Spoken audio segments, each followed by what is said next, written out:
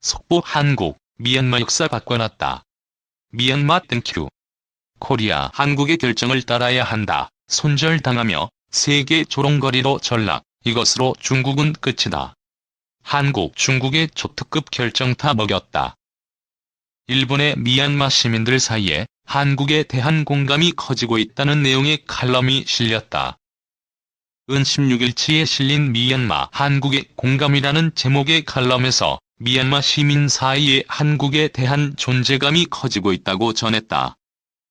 칼럼에는 미얀마 주재 일본인이 미얀마인을 상대로 한 여론조사에 따르면 군부 쿠데타 뒤 인상이 좋아진 나라로 89%가 한국이 꼽혔고 일본은 49.6%였다고 소개됐다.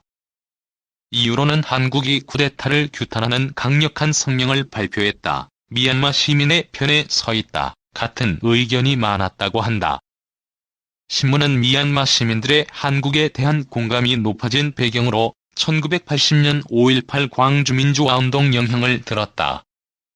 미얀마 시민들이 설문조사에서 우리와 같은 일을 겪었다고 적은 점을 예로 들었다.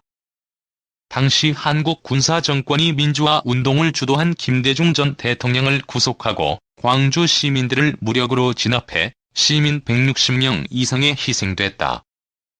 미얀마인들에게는 쿠데타로 구속된 민주화의 상징 아웅산 수치의 석방을 요구하는 시민을 군이 학살하는 모습이 겹쳐 보인다고 적었다.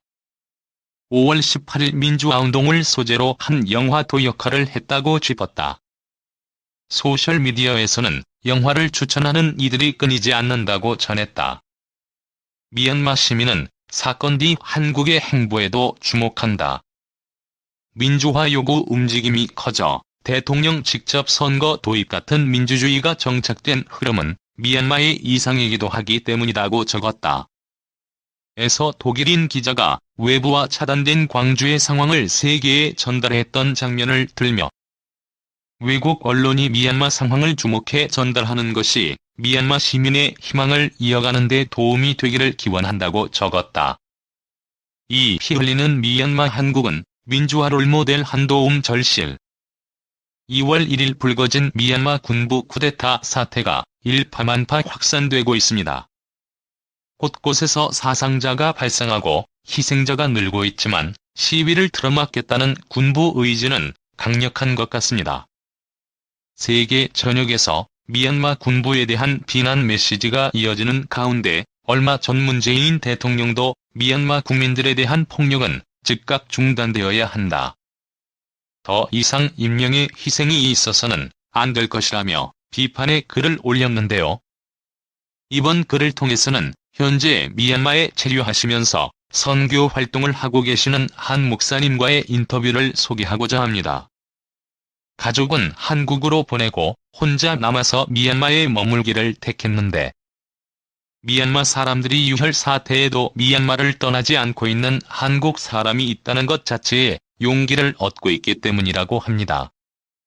혹시라도 신변에 문제가 있을까 익명으로 대화 내용을 소개합니다. 다행히 인터넷 등 통신망이 차단되지는 않은 것 같다. 자정부터 오전 9시까지는 군부가 인터넷을 차단하고 있다. 아마 그 시간에 미국이나 이런 쪽으로 시위 영상이 송출될 수 있다고 생각하는 것 같다. 한국 교민들조차 미얀마 사람들이 민주주의를 원하고 있다고 외친다. 현지에서 어떤 마음으로 사태를 보시는지. 지금은 전보다 더 안 좋은 상황이라고 생각한다. 내가 살고 있는 집은 양곤 시내에서 8에서 9마일 떨어진 곳이다. 차량으로는 40분에서 1시간 정도 걸리는데 이 지역은 군부가 가지고 있는 땅이 많아서 그나마 안전한 곳이다. 그런데도 총성을 똑똑히 2번 정도는 들었다. 현지인들이 입을 모아 말하기를 뉴스에서 나오는 것보다 많은 사람이 죽고 있다고 한다.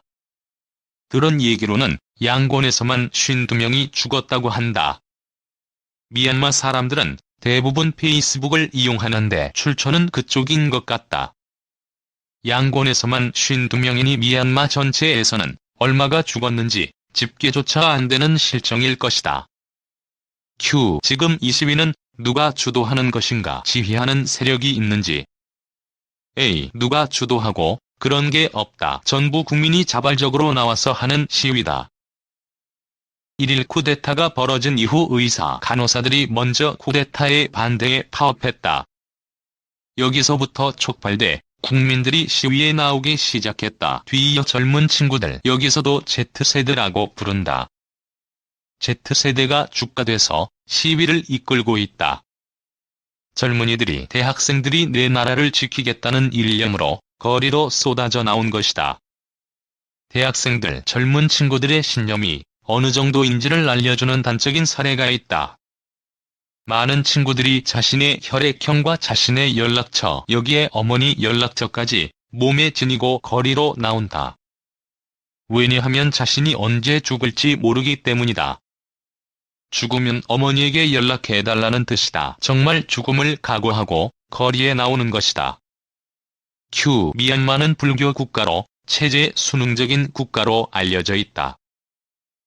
이들이 이렇게 강경하게 시위에 뛰어들 수 있는 배경이 뭔가? A. 2015년 미얀마 민주화 이후 미얀마의 젊은이들은 5년간 민주주의를 경험했다. 자신의 결정에 의해 나라가 돌아가고 자유가 얼마나 소중하고 이런 걸 다 안다. 이전 그들의 부모 세대와는 마음가짐이 다르다. 그런데 갑자기 쿠데타가 일어나고 독재 정권으로 돌아간다고 하니 소중한 자유를 빼앗기지 않기 위해 목숨을 걸고 나오는 것이다. 그들은 독재 정권으로 돌아가는 건 지옥보다 싫다고 말한다. 과거 한국의 민주화 운동 때와도 비슷하다. 미얀마 시위대가 얼마 전 양군 한국 대사관 앞에서 미얀마 군사 쿠데타를 인정해주지 말 것을 부탁합니다. 우리는 민주주의를 위해 계속 싸울 것이다 등 피켓을 걸기도 했다. A. 미얀마 젊은 친구들은 한국을 가장 동경한다.